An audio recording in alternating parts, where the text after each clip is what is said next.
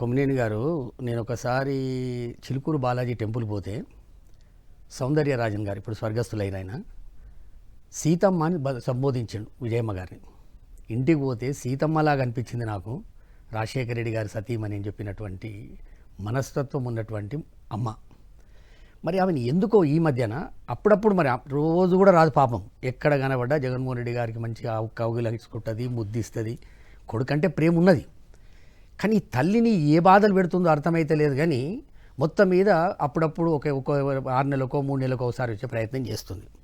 ఇప్పుడు నిన్న ఒక క్లారిఫికేషన్ ఇదేది నిన్న వచ్చింది క్లారిఫికేషన్, ఒక 20 లైన్లో 15 లైన్లో రాసినట్టు. దీనికి అడ్వకేట్ తోటి నోటరీ చేయించారు.